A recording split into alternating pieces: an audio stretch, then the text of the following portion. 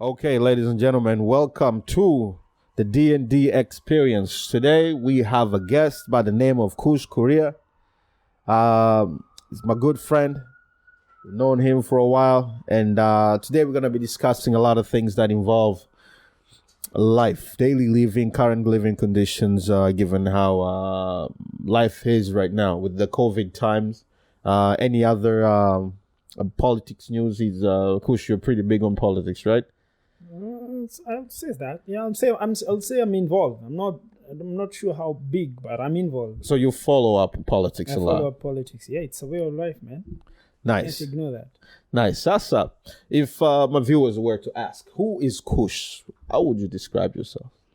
I really like to describe myself easy. I'm a Pan Africanist. And a lifeist.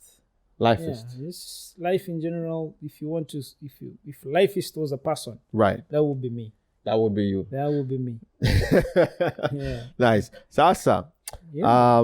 when you say Pan-Africanist, what do you mean? First of all, I want to thank you. I want to thank you for getting time and seeing that maybe I'm valuable to your podcast. So first of all, I appreciate for you welcoming me to your podcast. It's a pleasure to have you here, mate. It's a pleasure. Yeah. Thank you. I was telling my sound engineer, my director, Mr. Steve, aka Dougie, that we need to have you on the podcast because you and I share a lot of views and sometimes opposing in a lot of societal matters. That's true. And we tend to go head to head with these things and say, you know what, maybe we should have you. It will be an amazing guest to have for our podcast. Yeah, and we're more than happy you're here. No, I'm more than happy. I'm also happy. I'm very humbled that you guys invited me. So in a nutshell, when I say I'm a Pan-Africanist, I'm one person who believes in the unity of Africans. I'm one person who believes the unity of Africa is one of many ways that will liberate Africans and to get the freedom that the Africans want and to get to the next level of development. So, and that's why I believe in the spirit of Africanism, right, and Pan-Africanism, because being together as Africans, as our forefathers, the Kwame Nkrumahs, the Patrick Lumumba, Thomas Sankara, Jomo Kenyatta, the Thomas Sankara, the Haile Selassie, right, and the latest being Muammar Gaddafi. I know that one will bring in a lot of controversy.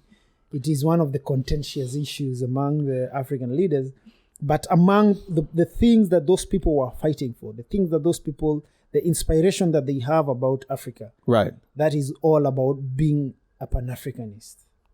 I agree with you on that. And I've had a lot of fights. Yes. Did not get physical, but we had verbal arguments with a lot of people with respect to Muammar Gaddafi. And a lot of people really don't know the power this guy had over the Western world for the development of Africa. Yes, they didn't. A lot of people don't understand. It's because, and I won't blame them, it's because of what we are consuming. The people who are selling or whatever they're portraying, whatever we are seeing on the news, whatever we are seeing on social media, whatever we are seeing on everything, is biased against what really these people meant for their countries and for Africa. So a lot of people still don't understand the impact that Gaddafi had in African region and to the Liberians themselves. A lot of people still don't understand. But when you start explaining to them that the benefit that these people were getting and the benefit that Africa was supposed to get, people get amazed. People get amazed because they're like, wow, we didn't know this is what was happening. And we're like, yeah, there is no way you would have known. And that's why I encourage and I like social media nowadays, because depending with what you're looking for, there's a lot of people selling a lot of positive issues and a lot of people telling a lot of good stories. Right. And the thing that I always tell people is, we as Africans, we have to tell our own stories. Of course. We have to tell our own stories the way we understand it. because if we rely on people to tell our stories, they will feed you half-baked stories. So our stories has to be told by us, because we are the people who understand ourselves. Right. And that is one of the things that is making us suffer even more because of what we are consuming. I agree with you on that. And with respect to Muammar Gaddafi and the economical forums he was offering to the African leaders, of Pan African leaders, and I'm ashamed to say I'm an African, and then our African leaders really watched a foreign government kill a very powerful Pan African leader like Muammar Gaddafi, who was doing nothing but the best for his country. And I know people are gonna say Muammar Gaddafi was doing this and this and that. I mean, come on, he's not done anything worse than the American government has not done. Not even 1/10 of that. Nothing. Because I mean, American took out what, Saddam Hussein?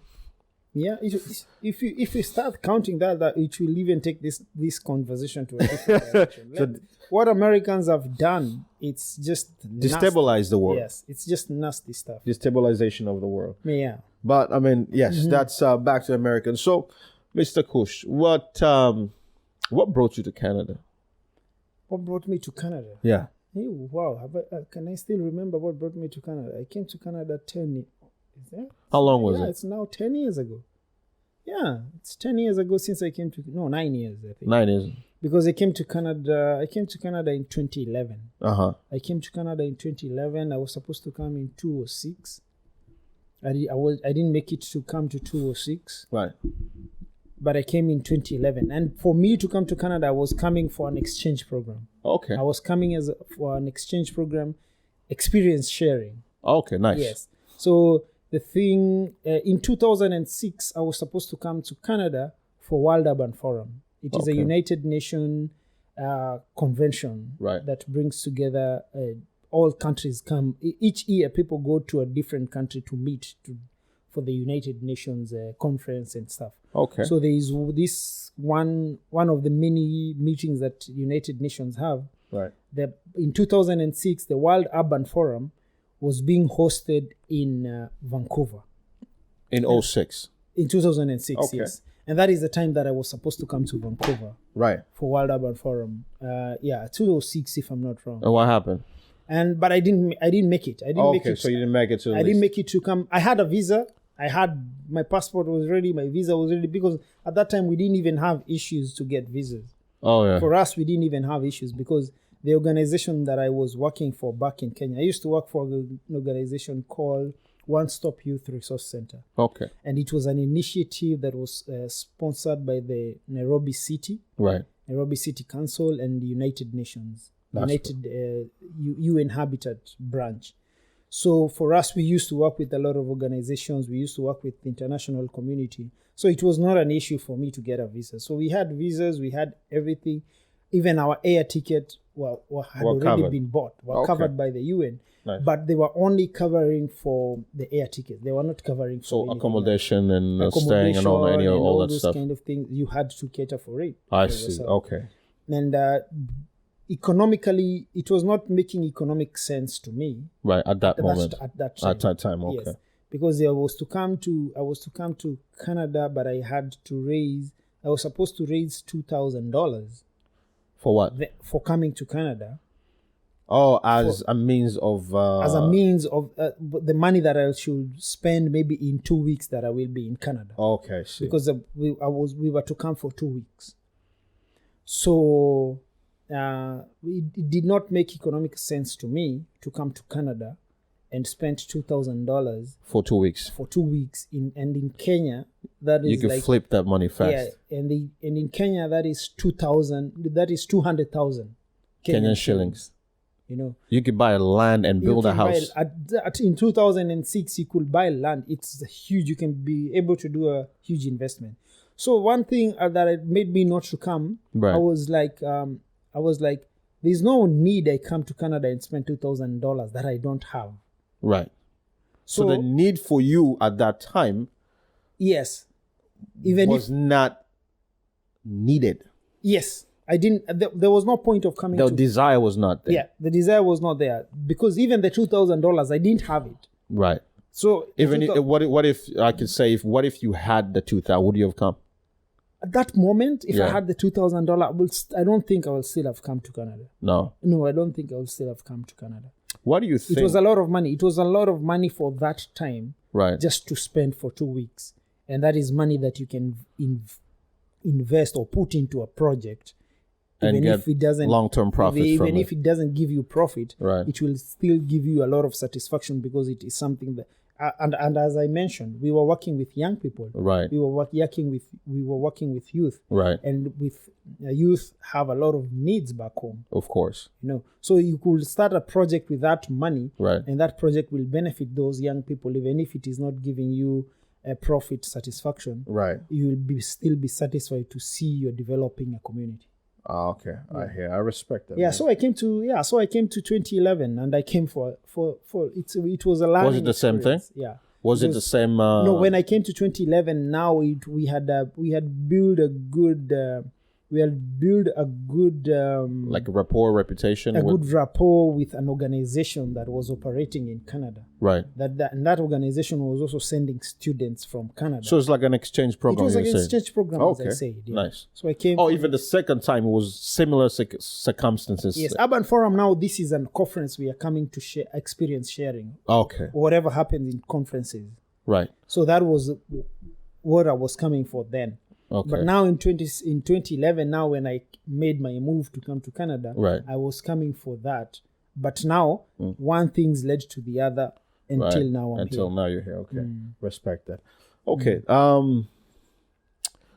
When you came here, where did you like?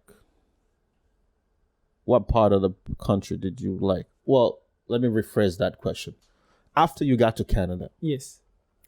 what did you like most compared to Kenya? Like your personal dislikes and like, what did you like most? When I came to Canada, at Right. first, I did not identify something that I like immediately Right. because I landed in Toronto, and I didn't stay in Toronto for long. I was just at the airport, but of course I was fascinated with the size of the airport. Right. Then, and then I stayed for a little while, and then I went to Saskatchewan, Saskatchewan. Okay. and that was in November. That was in November. So my impression, I can only imagine. yeah. So my impression of coming to Canada, Right. it was, I did not identify Right. something that I will say I like about Canada that I don't find at home. Right. So it took me time to understand, to see Canada, and to be able to realize, Right. oh, this things works better than in Kenya. So the system, you would say, Yeah. So because those are the things that for me that were, resonated with you. yeah. And, Okay.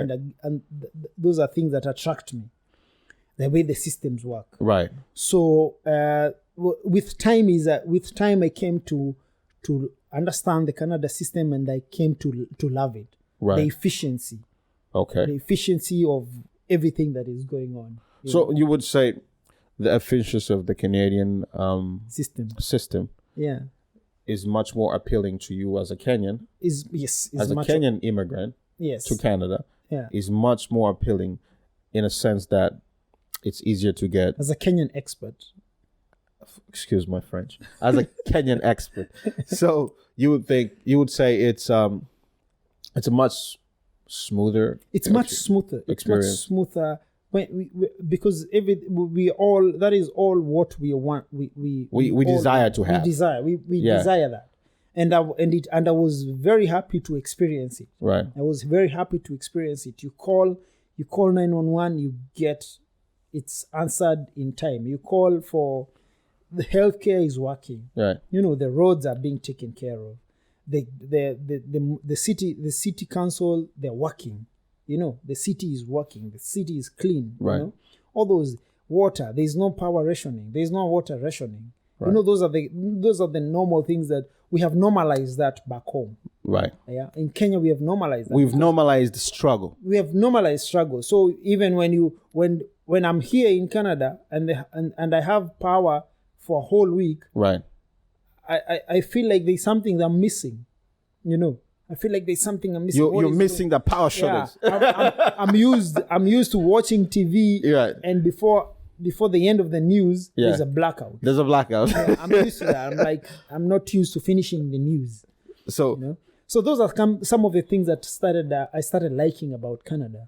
Those are some of the things I started liking about Canada, and the discipline of people.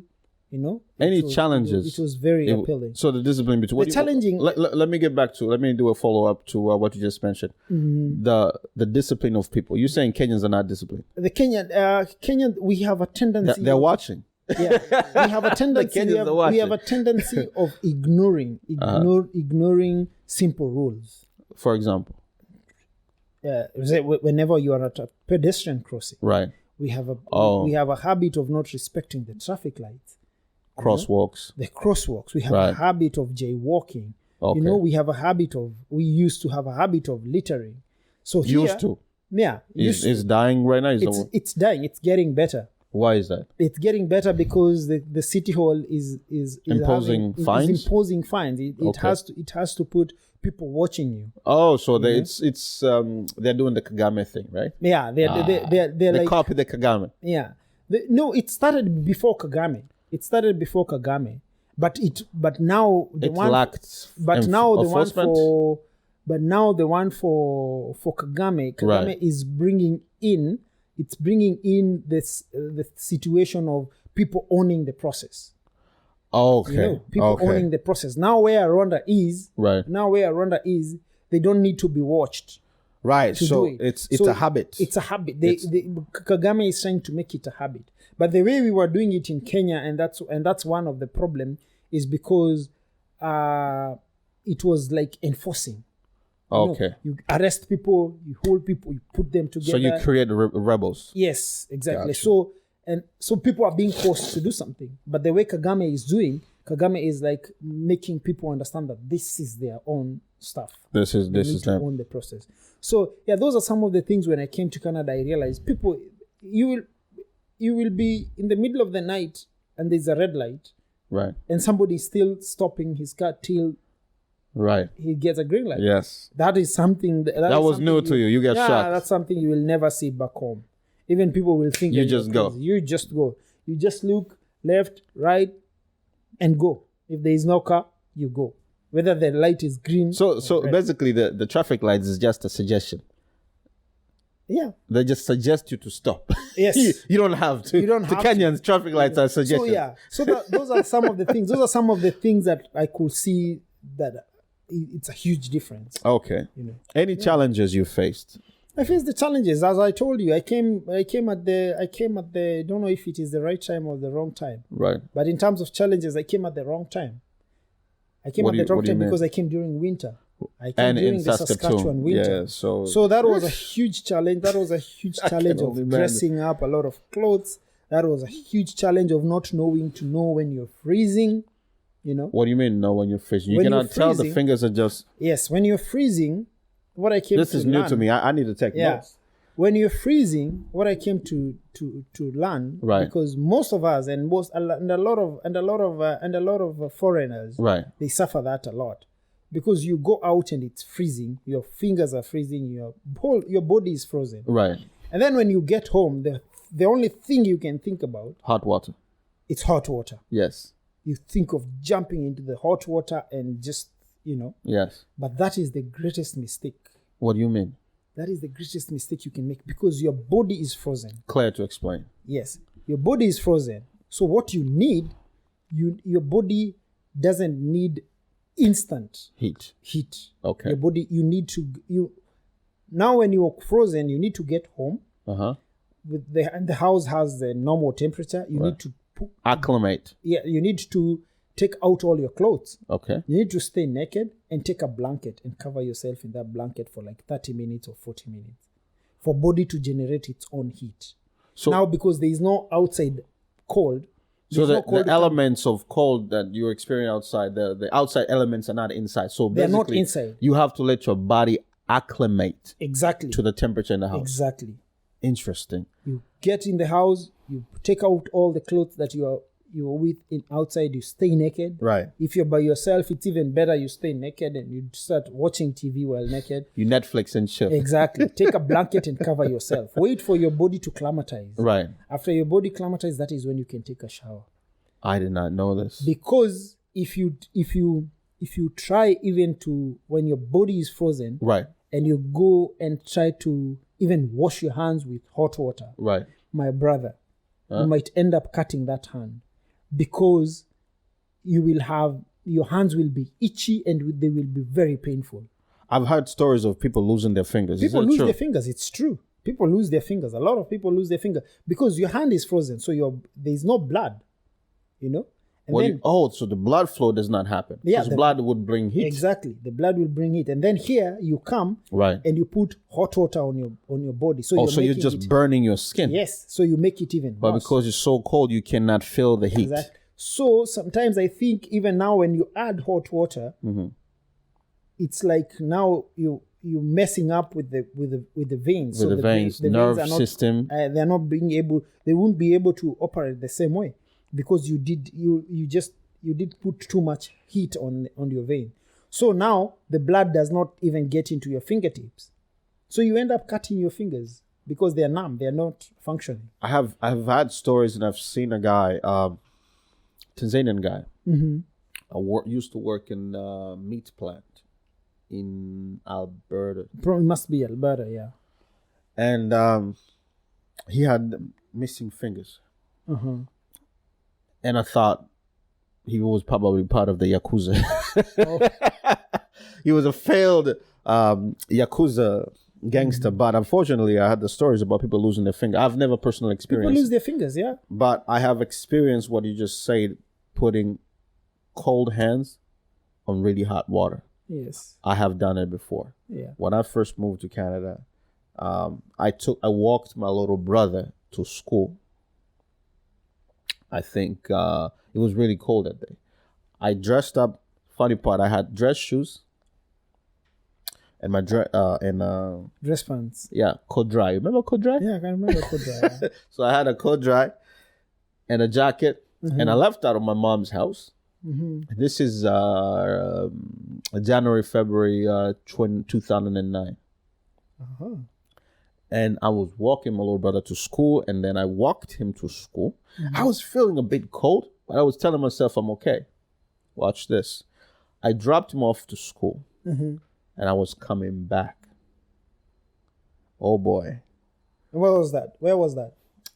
Joyce Station. So my mom. Oh, it was here in Vancouver. It was here in Vancouver. Okay. Oh, I've never lived outside of BC. Oh, okay. The farthest I've gone is Coquitlam by Lougheed Mall. That's the farthest I've gone from downtown. I've not, and then moved back to Vancouver. Oh, okay. So my mom used to live on East Van by 49th and Kerr. Okay. By Killarney area, Killarney Market Mall there. Okay. So anyway, I walked from there to Joyce Station. And then as I got there, I was so cold and I did not know what bus to take. Vancouver cold. Bro, imagine. you live in Nairobi. Yes. It's a bit high up in the mountain. You have this cold temperature. I lived in Dar, bro. Dar is like Mombasa, yeah. Dar is just like God's gates to hell. Yeah. And I'm telling you this, man. I can imagine, yeah. Imagine coming from 28, 32 degrees Celsius to that was one of the highest recorded temperature in Vancouver. Not the highest, excuse me. At that time, it was pretty high for Vancouver temperature. I think it went to like -5 or 10 that winter. And as you know, it does not go past -4 in Vancouver. No. So 10, 12 was pretty high. And imagine me, African guy, cold dry, dress shoes. Yeah. I don't know who the hell I was trying to impress. And I got there and I had my phone. I did not know my mom's number offhand. So police had to drive me home. Wow. From the Joyce SkyTrain station. And police drove me home at that time. You see, those are some of the things that when you come here, those are some of the things that makes a huge difference. Right. The only time you can get in a police car back You become a criminal. when You go to jail. The next stop is you're going to jail. So now the crazy part is they're asking me, what's your address? Mm-hmm. Let me ask you this. Do you know your African address? We don't even have addresses. Exactly. We got We PO just know boxes.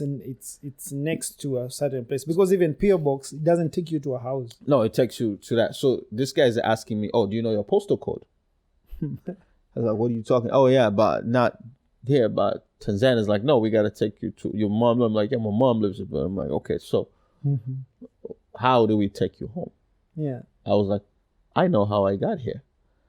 You believe it or not, I took these guys on the back roads that I used, that my little brother walked me Yeah. to school. So we So- went back roads from Joy Station, and boom, boom, boom, all the way to my mom's house.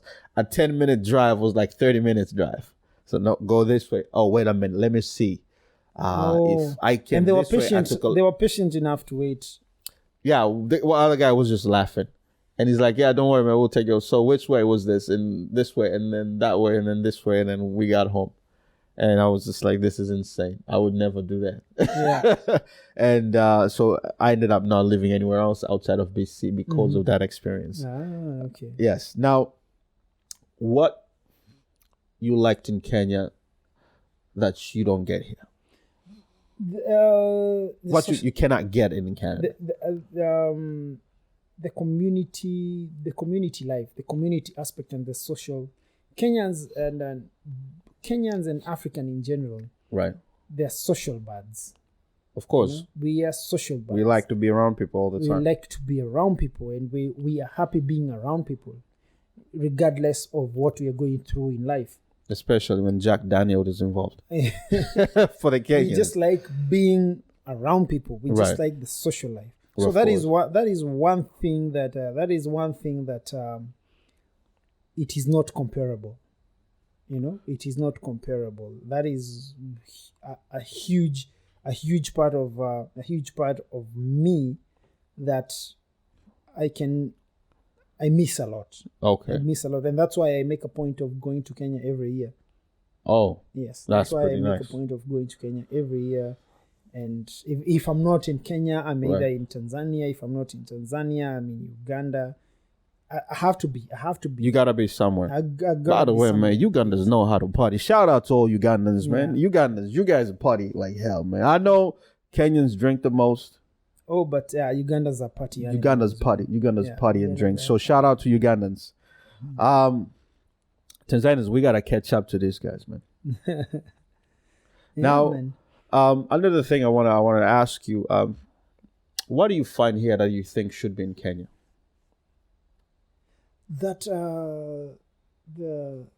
the discipline. Just discipline. So we Yeah, would the export discipline from Canada The to discipline. Kenya. The discipline is one of the. The discipline is one of the thing. That's the only thing that we need to have. Right. That's the one of the things that we need to have, that we need to take back home. And if we get that discipline, Right. we will see, and that is with the government, and that is with the citizen, with the people themselves. Right. If we get that discipline right, then we are good to go. Because it's not like Canada doesn't have anything special that we don't have. maple syrup. Maple syrup, we have honey all over.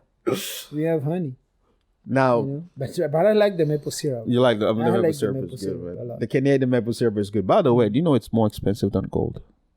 Is it? Oh yeah, there's a show on Netflix. Mm-hmm. I forgot the name of it. Oh, You should look. I'll probably share it once I find out. I'll let you know. it could be. Now, Mr. Kush, Yes. if you were elected a prime minister of Canada, Mm-hmm. what would you change first? What will I change first? What I will change first? I don't think in Canada the prime minister have powers to make a lot of changes, but I can initiate those changes. Okay. And one of the things I see is the system of voting in Canada. Right. That is one thing I would like it changed. Why?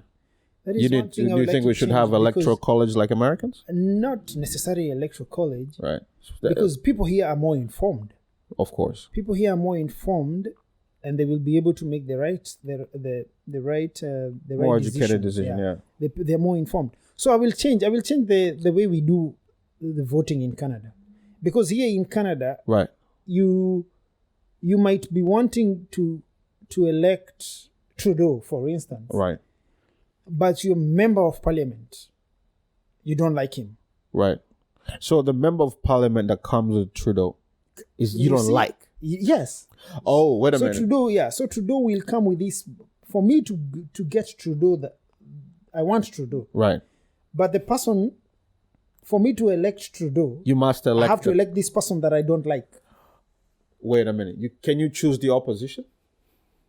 You can't. If you choose the opposition, then you will be choosing another presidential prime minister candidate that you don't want. Wait a minute. You see, like Is it by default? that's how it is.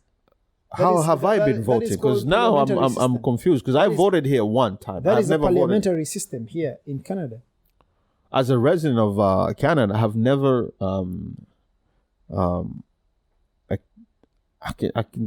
I guess I voted based on following instructions and I never paid attention. Probably. I guess I just wanted to see how voting was here. and here because you- I've never voted even in Tanzania. And here too. you vote for the party. You vote for the party. Not the individual. There is no prime minister vote. You never vote for prime minister. Wait a minute. Are you serious? So here you vote for the party. But that is wrong. Here you vote for the party. You don't vote for individual. Because And when you're sorry, go ahead. and then that's what I'm saying. If I get involved in if I become a Canada prime minister, Right. I will want to change that. I will want people to be able to choose, to elect. So you could want this prime minister, and then you want this MP of BC, Of Green Party. and you can go to the Conservative. opposition. Exactly. So basically, people should be given an opportunity to Choose individual. choose individuals, not political parties. Yes. So should we abolish political party system, No, political party system should still be there. It but should be have there. the opportunity to But you elect need to have- candidates Exactly. without being biased Exactly. to the party? Because from my riding, I have maybe an MP Right. that I don't like his policy. I don't like the way he does. I just don't like him because it is my opinion. Yes. I just don't like him. I Right. don't like the way he talks. He's not charismatic. He's not this or that. So he doesn't possess the qualities of a good leader. I don't see it. Okay. But from my own perspective, I don't Right. see that. Okay. But I want Trudeau. Right. But for me to get Trudeau, Right. then I have to To go with- select a person you Yeah, I don't have like, to- so you can get so through. that I can get Trudeau. But I will want to be able to have an opportunity to elect this one that I want and this one from a different political. So you want to choose individual candidates based on your Exactly. Based on your my, opinion based on or desire, Yeah. but my necessarily you want to interest. choose individuals from different political parties without having to defaultly select somebody else. exactly. Mr. Trudeau, National Electoral Commission, Canadian voting system. Yeah. We're begging you to change this system. Some of the people you put on your political parties we don't like. I don't know if that's an insurance policy, but we don't like them. We want freedom to choose individuals and not having to be Yes. defaulted into a system as what have I been don't mentioned. exactly. I don't by need to Mr. belong Kush to here. a political party. Yeah, and then to get forced to choose somebody else because we want the guy at the top. So we have to go with the bad guys that are forming up the pillar. We don't want that option. We want it changed, please. Yeah. Now, So that is one of the things I will consider changing. changing. Yeah. Anything else? No. That's just the system that I'll just You will change that system. consider changing here. What tendencies do people do here in Canada that you don't like or like? No, most of I think the tendency that I don't like, I don't think these people here can do anything about it. It's because even the lifestyle here does not allow people to be. There's not the way the system is programmed. Right. Is programmed to be stressful. It's programmed to be stressful. Care to explain? It is programmed to be stressful in terms of your income. Okay. And the expenses. You know? Is it in BC general or? It's in Canada in general, and BC is even worse. And BC is even worse because. So you're saying the problem is much more magnified in British Columbia than it is in other provinces. Exactly. It is more magnified. People are too busy. People don't even have time. People don't even have time to socialize. Right. And as Africans, we tend to like to socialize a lot. Especially after a hard day of work. And the other thing that I will also encourage people, I would like people here to do, is take care of your old people. Right. Take care of your old parents. Take care of your grandfathers. Take care of them. Here you. I hate. That's another thing I noticed. A lot of people here don't. They don't take care. Take care of the elders. Yes. I was so shocked one day. I heard their senior homes. Mm-hmm. The senior home in Africa is the auntie that has no job, or the uncle that has no job, or has a job, or have people, or have money. Yeah. That they're gonna house the father or the mother. Yeah. in their property. Yeah. And here it's different. They send their parents to senior homes. They send their parents to and another homes. thing, man, they don't appreciate them, and they use them as a means of source of income or wealth. Yeah. A lot of very mature people, some I know, they take advantage of their older senior parents beyond belief, man. Yeah. Especially, this is much worse in Victoria. Yeah. Man, I see even lawyers, Mm-hmm. healthcare workers, these the commoner homes. Some stories I've heard from fellow workers of people doing just foul things because some of these people cannot say things, cannot do things. Mm-hmm. It made me sad. Yes. And so that is lawyer. Yeah, it's even some of the lawyers, the way they advise these senior citizens is misleading. Yeah. As a licensed registered financial advisor, yeah, I see these people speak, and most of the time you are at an event, they don't understand your educational background or your field, then they tend to speak freely. Yes. And as you know, you can keep your mouth shut to learn a lot more. Yeah. You learn more when you're quiet than when you start speaking. Mm-hmm. And then I notice a lot of misleading information is being passed around. And these guys are trusted legal advisors, lawyers. Exactly. And estates is getting thrown out of places. And that one, it will easily happen because the system is designed that way. It's designed that way. And I'm also, as an individual, I don't care about my old folks. Right. Do you think it's... So people will take advantage of them because they know there's nobody to complain. There's nobody to complain. There's nobody to be with.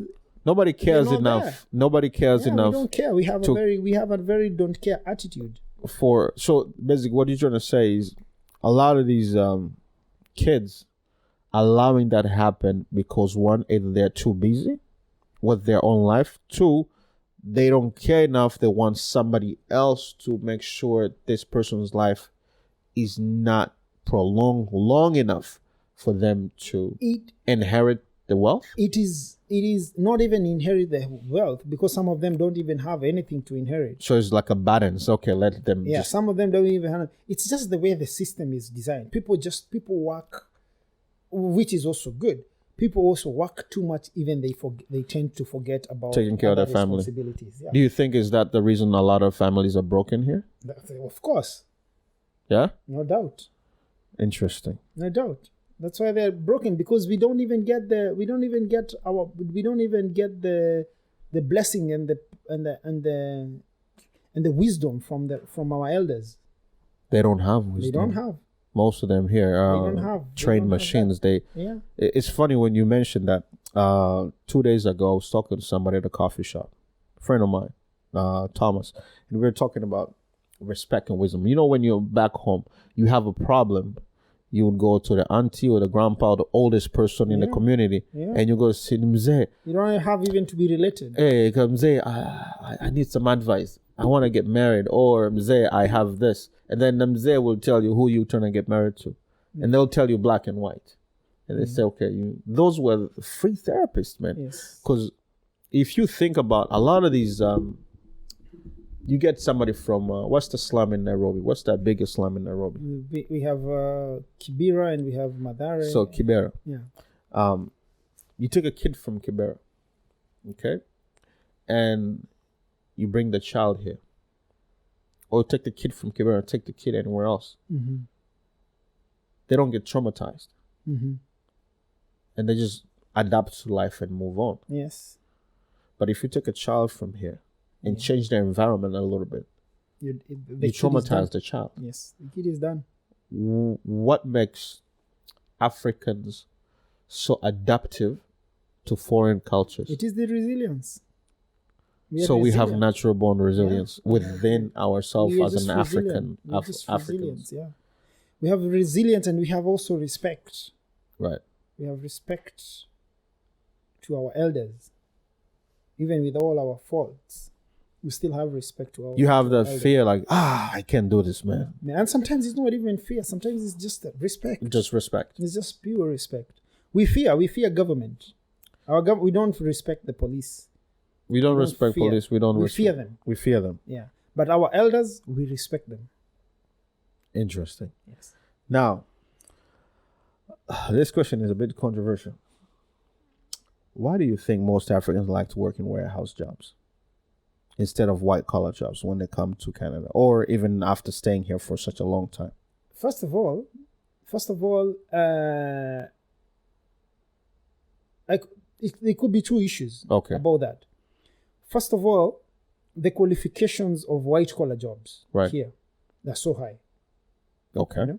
Are so high, and the system itself, it is not very accommodative, because those white collar jobs most of them are, they have the kids who have gone to university, the kids who are professional, because here there's a lot of that professionalism, and they need people to go to and white collar jobs they have high standards. Okay. They have high standards.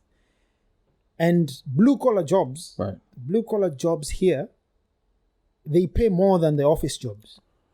Right. No doubt about that. Yes. They pay more than that. And most of the Africans who come here, most of the immigrants who come here, right, when they come here, they have project. 90%, I'm no doubt, 90% of the Africans who are in Canada. So African immigrants in Canada. Yes. African immigrants in Canada, 90% of them, they have other projects that they are doing back home. And that project cannot be financed if they go to work for white collar jobs. It will not be easily financed. So they prefer the manual work, which is paying better, right, which has which does not have homework. Right. Because blue collar job don't have homework. So when you're done, you're going home. When you say blue collar job and white collar job, blue collar job are no warehouse jobs.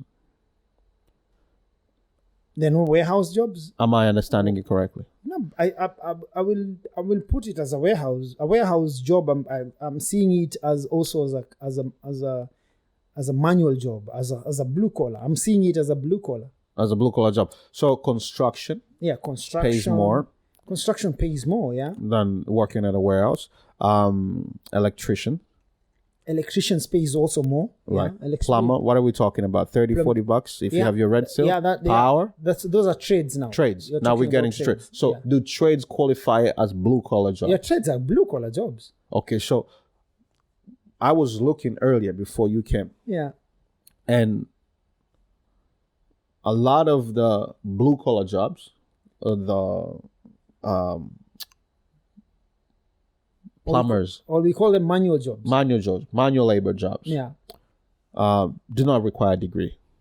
No, you don't need a degree on anything. But why do you think most people I don't know for Kenyans, but in the Tanzanian community, a lot of the times we tend to stay in these confined jobs. Like, you get a job, you stick to it. Mm-hmm. Yeah. We lack the desire to want more. And is compared to Kenyans, Mm-hmm. I have a lot of Kenyan friends Yeah. that I communicate and talk to probably more than Tanzanians. Yeah. And I interact with the Kenyan community a lot more than I interact with the Tanzanian community. Yeah. Now, the thing I have observed, a lot of Kenyans are in trades. Yes. A lot. And I was confused as to, we're neighbors. We share the border. We speak almost the same language. You speak Swahili, I speak Swahili. You speak better English than Tanzanians, though. But when we come here, even in the US, Kenyans have an advantage over Tanzanians. Yeah. Why? Is it because you guys speak better English? No. Is it because you guys share information better than Tanzanians? Probably. Or what is it? What makes Kenyans so successful in trades? I think it's also because I think this also comes with the competition that you have Within the community? Just even back home, the kind of hustling, the kind of Right. the kind of life that you're going through. So it's something The you guys system is not on your migrated side. with here. Yeah. The system desire is to not win. on your side back home. Right. The system is not on your side.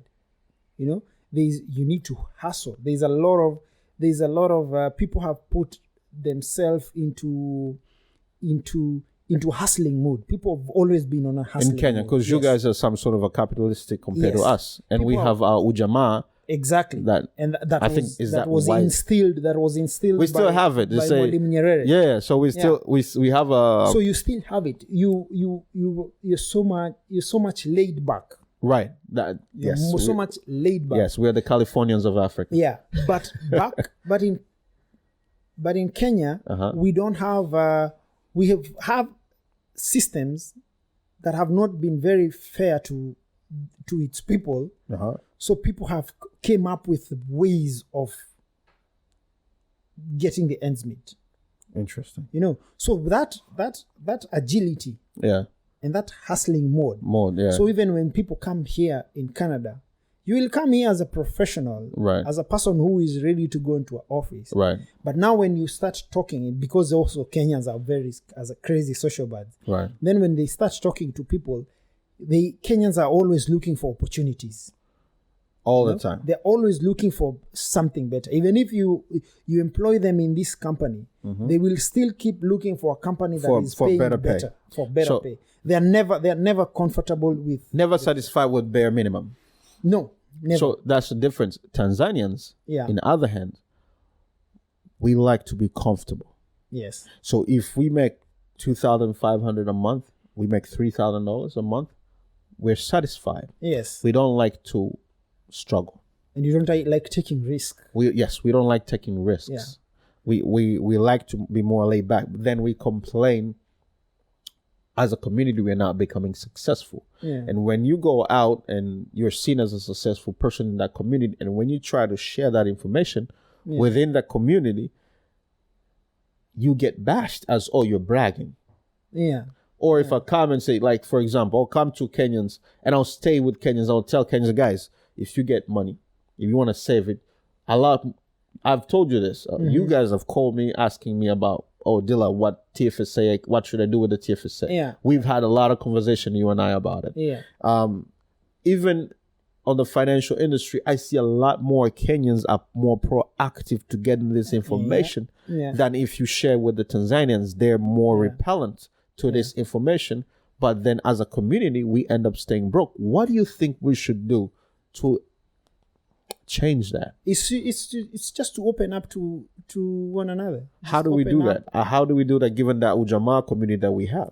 What we just need to do is just to have trust. It's just to trust one another and talk more.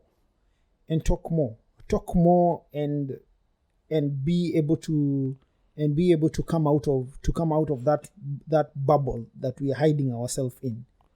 I see. Because even when you mentioned that people like working in warehouses, the people that I know, they don't work in warehouses for long.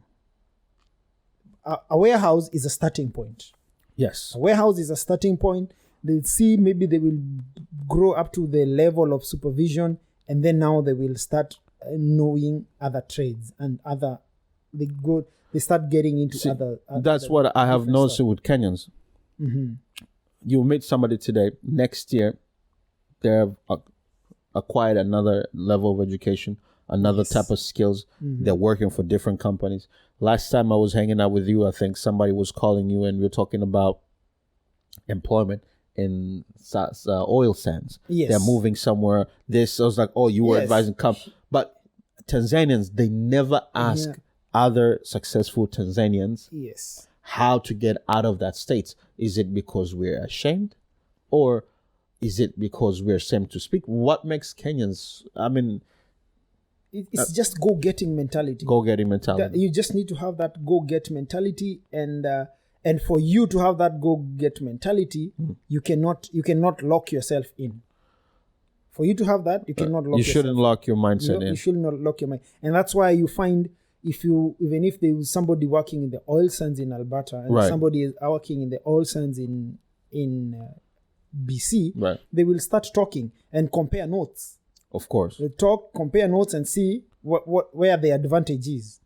So, and if the advantage is in BC, the other one will want to come here. Of course. And if the advantage is there, this other one will want to go there. See, Tanzanians will never move. Yes. They will never move. That's what I've experienced. And another thing you said, I think also education level per capita, Kenyans, you guys value education so much. Yeah, we value education so much because it's. You have seen it work. Yes, we have seen it work, and it's put you at an advantageous position. So in Tanzania, we like connections.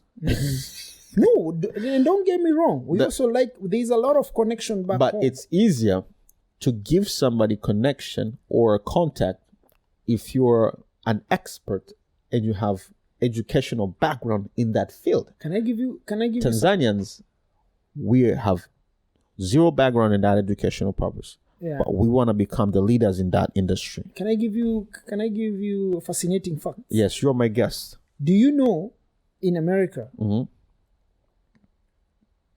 the number of people who have done master's education? Yes. Do you know there is more Africans who graduates every year in America than even Americans themselves? I saw that in Al Jazeera. Yes. There is more Africans graduating every year. They were complaining actually than Americans themselves. So I agree with you because the top three of African countries, the number fluctuates between Nigeria, Kenya, and Ghana. 100% correct. Nigeria, Kenya, and Ghana. That's where the competition is. Thank you guys for listening. Peace out and stay safe.